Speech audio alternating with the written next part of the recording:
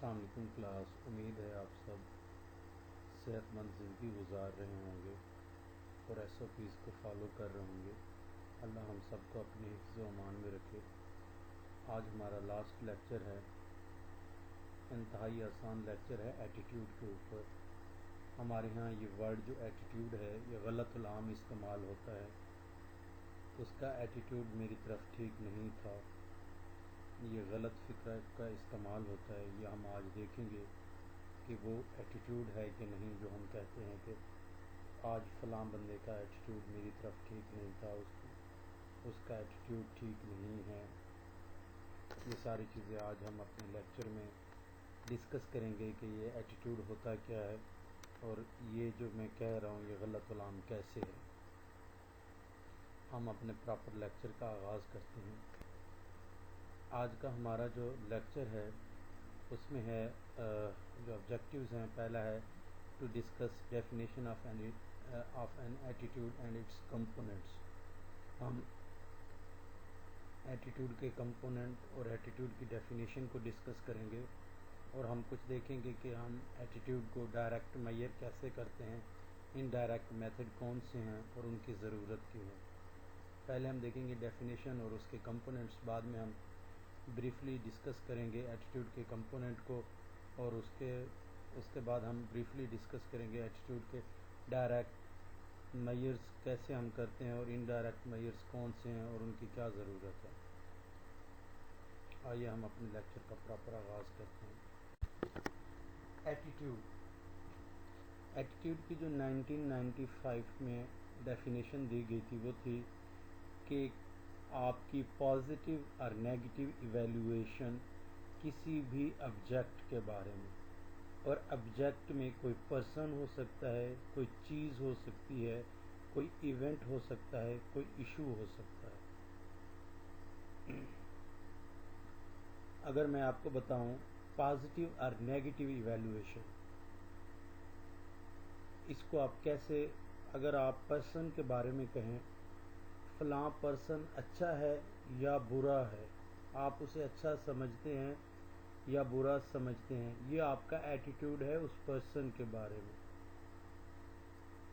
आपको कोई इवेंट जो गुजरा है वो खुशगवार है, आप उसको पॉजिटिवली एवेल्यूएट करते हैं, पॉजिटिव इवैल्यूएशन देते हैं। जब आप ट्रिप पे गए थे फॉर एग्जांपल, तो आपका एटीट्यूड उस इवेंट के बारे में है।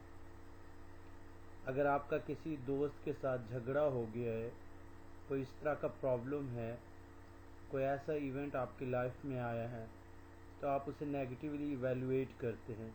ये उस इवेंट और उस पर्सन के बारे में आपका एटीट्यूड है।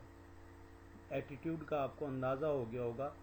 एटीट्यूड हमारा पॉजिटिव या नेगेटिव इवैल्यूएशन किसी भी ऑब्जेक्ट के बारे में, और ऑब्जेक्ट में वो पर्सन हो सकता है, चीज़ हो सकती है, इवेंट हो सकता है, इशू हो सकता है। तो एटीट्यूड का मुझे उम्मीद है आप लोगों को समझ आ गया होगा। वेरी सिंपल, पॉजिटिव और negative evaluation of an object. और ऑब्जेक्ट कोई पर्सन हो सकता है, कोई चीज़ हो सकती है, कोई इवेंट हो सकता है या कोई इशू हो सकता है। पॉजिटिव भी हो सकती है इवैल्यूएशन और नेगेटिव भी हो सकती है। अगर पॉजिटिव है तो positive attitude toward that person, toward that thing, toward that event. अगर नेगेटिव है तो negative attitude toward that person, negative attitude toward that thing, event और इशू। होप सो आपको अंदाज़ा हो गया होगा। हम नेक्स्ट देखते हैं। नेक्स्ट जो है ना, एटीट्यूड को जो है ना ट्राई कंपोनेंट कहा जाता है, और इसका जो मॉडल है एटीट्यूड में 3 कंपोनेंट है, उसकी बेस पे इसे ट्राई कंपोनेंट कहा जाता है और इसके मॉडल को ABC के नाम से जाना जाता है। ABC, ए का मतलब effective component, effectively effective component ए से, AFFECTIVE, इफेक्टिव कंपोनेंट। बी से बिहेवियरल कंपोनेंट, सी से कोग्निटिव कंपोनेंट। जी हाँ, बिहेवियर जो है ना वो एटीट्यूड का कंपोनेंट है। आप एटीट्यूड की बेस पे बिहेवियर परफॉर्म करते हैं। फर्स्ट आपका किसी चीज़ के बारे में इवेलुएट करते हैं कि आप पॉजिटिवली इवेलुएशन रखते हैं या नेगेटिवली इवेलुएशन रखते हैं। उसके बाद आप बिहेवियर परफॉर्म करते हैं। आपका एटीट्यूड पहले आता है, बिहेवियर बाद में आता है। तो एटीट्यूड लीड करता है बिहेवियर को।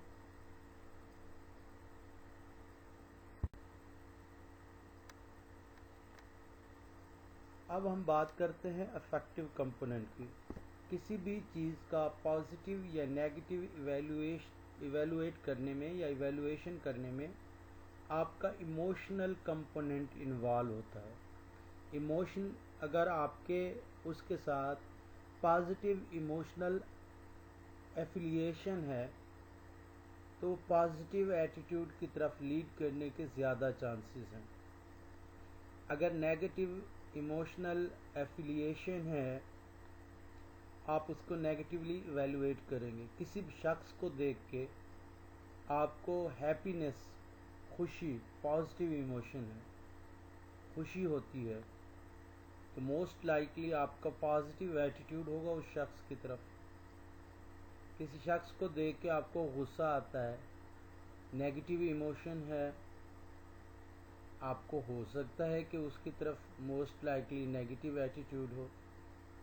बिहेवियरल कंपोनेंट की अगर हम बात करें, बिहेवियरल कंपोनेंट आपका क्या है? How person tend to act towards that object. एक पर्सन उस ऑब्जेक्ट की तरफ कैसे एक्ट करता है, यानी कि उसके साथ आपका इंटरेक्शन कैसे होता है, आप एक्ट कैसे करते हैं उस शख्स की तरफ, उस इवेंट की तरफ, या आपका प्रीवियस बिहेवियर क्या है, प्रीवियस एक्सपीरियंस क्या है। फॉर एग्जांपल एक टीचर है, उसने आपको अच्छा नहीं पढ़ाया लास्ट सेमेस्टर में, तो आपका इंटरेक्शन प्रीवियस जो बिहेवियरल कंपोनेंट एटीट्यूड में जो अब आपकी इवैल्यूएशन में कंट्रीब्यूट करेगा वो पॉजिटिव नहीं होगा। अगर उन्होंने आपको अच्छा पढ़ाया है तो अब आपकी जो इवैल्यूएशन है उस टीचर के बारे में वो बुरी नहीं होगी। अगर आप देखें तो आपने सुना होगा टीचर इवैल्यूएशन परफॉर्मा। अब वो आपके previous behavioural component, emotional component की बेस पे होता है कि उस टीचर के साथ आपका इंटरेक्शन कैसा रहा, तो उसकी बेस पे आप इवैल्यूएट करते हैं। वही इवैल्यूएशन आपका इनफैक्ट एटीट्यूड होता है। कोग्निटिव जो कंपोनेंट है, कोग्निटिव कंपोनेंट में हम ये देखते हैं कि हमारा उस पर्सन के साथ थॉट क्या है, बिलीफ क्या है, उस ऑब्जेक्ट के बारे में, उस इवेंट के बारे में, उस पर्सन के बारे में, उस इशू के बारे में आपका थॉट, बिलीफ्स क्या है, क्या आप क्या सोचते हैं उनके बारे में, आपका बिलीफ क्या है। बिलीफ यानी कि आप समझते हैं कि वो एक अच्छा इवेंट था, वो एक बुरा इवेंट था, वो एक अच्छा शख्स है, वो एक बुरा शख्स है। ये थॉट एंड बिलीफ है आपका उस शख्स, उस इवेंट, उस पर्सन, उस इशू के बारे में। तो ये तीन कंपोनेंट जिस बेस पे हम इसे ट्राई कंपोनेंट कहते हैं, मिल के आपकी इवैल्यूएशन बनाते हैं। इमोशनल कंपोनेंट आपका अफेक्टिव कंपोनेंट, इमोशनल कंपोनेंट आपको लीड करता है बिहेवियरल कंपोनेंट की, इमोशनल कंपोनेंट कंट्रीब्यूट करता है एटीट्यूड में, इसी तरह बिहेवियरल कंपोनेंट कंट्रीब्यूट करता है एटीट्यूड में, और कॉग्निटिव कंपोनेंट आपका कंट्रीब्यूट करता है एटीट्यूड में। अब मैं अगर एक एग्जांपल दूं, फॉर एग्जांपल आपका एक क्लास फेलो जिसका आपका डे फर्स्ट में अच्छा एक्सपीरियंस नहीं रहा, ये अच्छा एक्सपीरियंस ना रहना एज अ बिहेवियरल कंपोनेंट, अब आपको उन्हें देख के गुस्सा आता है, ये अफेक्टिव कंपोनेंट है।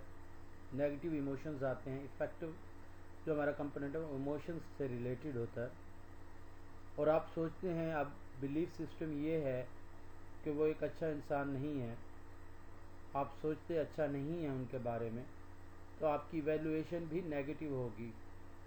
जो आपके ये तीनों कंपोनेंट आपके एटीट्यूड को बिल्ड करेंगे। जो आपकी इवैल्यूएशन नेगेटिव होगी वो आपका इनफैक्ट एटीट्यूड है। जो हम कहते हैं ना आपका एटीट्यूड ठीक नहीं था, वो इनफैक्ट बिहेवियर होता है, वो एटीट्यूड नहीं होता। एटीट्यूड जस्ट आपका इवैल्यूएशन है। और इवैल्यूएशन के बेस पे आप फर्दर बिहेवियर परफॉर्म कर सकते हैं, और प्रीवियस बिहेवियर के बेस पे भी इवैल्यूएशन पे इफेक्ट हो सकता है, एटीट्यूड पे इफेक्ट हो सकता है। तो अब आपको होप्सो आपको इस आइडिया का, इस चीज़ का थोड़ा बहुत अंदाज़ा हो गया होगा। मैं एक और एग्जांपल देता हूँ इसी तरह की मिलती जुलती positive. For example behavioural component मैं लेता हूँ कि फर्स्ट डे आपका फला क्लास फेलो के साथ, XYZ क्लास फेलो के साथ बहुत अच्छा एक्सपीरियंस रहा, आपका उस ऑब्जेक्ट की तरफ एक्ट है। अब आपको देख के उन्हें खुशी होती है, पॉजिटिव इमोशन है, अफेक्टिव कंपोनेंट है, और आप सोचते हैं कि वो एक अच्छा इंसान है, अच्छा इंसान जो है ना रहेगा। ये आपका कोग्निटिव कंपोनेंट है। अब आप उसके बारे में पॉजिटिवली इवैल्यूएट करेंगे, ये आपका एटीट्यूड है। इस तरह आपके ये जो तीन कंपोनेंट हैं, अफेक्टिव कंपोनेंट, बिहेवियरल कंपोनेंट और कोग्निटिव कंपोनेंट, मिल के ये आपके जो है ना एटीट्यूड को फॉर्म करते हैं। तो हमारा पहला ऑब्जेक्टिव कंप्लीट हुआ। पहला ऑब्जेक्टिव था हमारा कि हमने डेफिनेशन एटीट्यूड की और कंपोनेंट पढ़ने थे। डेफिनेशन बिल्कुल आसान है, पॉजिटिव और negative evaluation about anything, about any object, about any person, about any event, about any issue is known as attitude. Component में हम इसे ट्राई कंपोनेंट कहते हैं, ABC मॉडल कहलाता है, affective component, behavioural component, cognitive component. इसके हम example देख चुके हैं। हमारा पहला ऑब्जेक्टिव यहाँ तक कंप्लीट हो गया। नेक्स्ट स्लाइड में हम मॉड्यूलर रिप्रेजेंटेशन देखेंगे।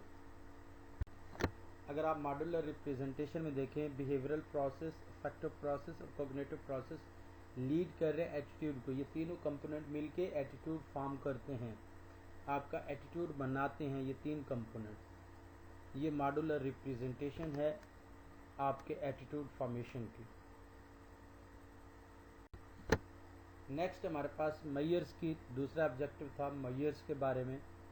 मेयर्स में हमारे पास दो तरह के मेयर्स होते हैं, डायरेक्ट मेयर्स और इनडायरेक्ट मेयर्स। डायरेक्ट मेयर्स में हम एटीट्यूड को क्वेश्चनर के थ्रू या किसी स्केल के थ्रू मेयर करते हैं। फॉर एग्जांपल आप जाके किसी शख्स का गोल्डन का स्केल है, अगर आप चेक करेंगे तो आपको मिल जाएगा एटीट्यूड टूवर्ड्स एक्सरसाइज क्वेश्चनर। तो उसमें आप ये देख सकते हैं कि उस शख्स का एक्सरसाइज के बारे में क्या इवैल्यूएशन है, वो एक्सरसाइज को अच्छा समझता है, बुरा समझता है। ये एटीट्यूड के डायरेक्ट मेजर्स हैं। अब इसी तरह अगर मैं बात करूं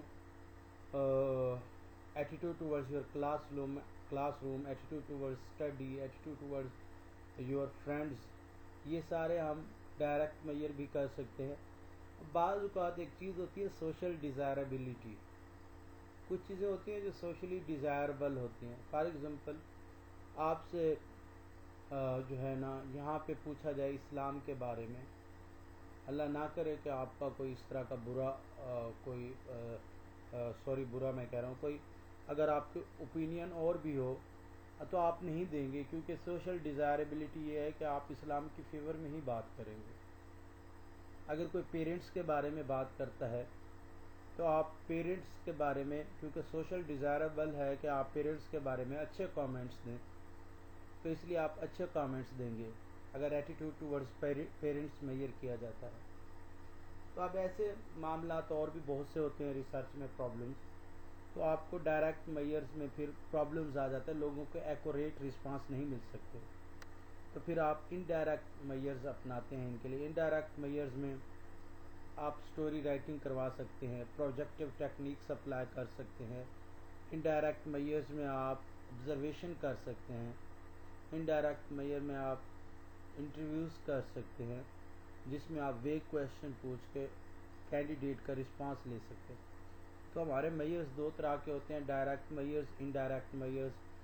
जब डायरेक्ट मेजर्स में सोशल डिज़ायरेबिलिटी का फैक्टर है, सोशल डिज़ायरेबिलिटी का फैक्टर ये है कि जिसमें एक्यूरेट रिस्पांस देने से कैंडिडेट को कोई ख़तरा हो, कैंडिडेट को लगे कि एक्यूरेट रिस्पांस देने से मेरी सेल्फ रिस्पेक्ट पे असर हो सकता है, तो वो फिर हम ऐसे कंस्ट्रक्ट को मेजर करने के लिए इनडायरेक्ट मेजर्स अपनाते हैं। तो उम्मीद है यहाँ तक आप लोगों को अंदाज़ा हो गया होगा। तो मैंने जैसे आपको बताया कि हमारी इस पूरी स्लाइड्स के दो ऑब्जेक्टिव थे। पहला था definition of attitude and component of attitude, second था measures of attitude, direct and indirect. Definition मैंने पहले भी रिवाइज की, बड़ी आसान थी। उसके बाद हमने कंपोनेंट देखे, वो भी बड़े आसान, 3 component, affective component, cognitive component और बिहेवियरल कंपोनेंट। और मेजर्स में हमारे पास डायरेक्ट इनडायरेक्ट मेजर्स हैं, जिनमें सोशल डिज़ायरेबिलिटी का फैक्टर ना हो उनको हम डायरेक्ट मेजर करते हैं, और जिनमें सोशल डिज़ायरेबिलिटी का फैक्टर है उनको हम इनडायरेक्ट मेजर करते हैं। डायरेक्ट एंड इनडायरेक्ट मेजर्स भी हो गया। Thank you very much. उम्मीद है आपको ये लेक्चर समझ आ जाएगा।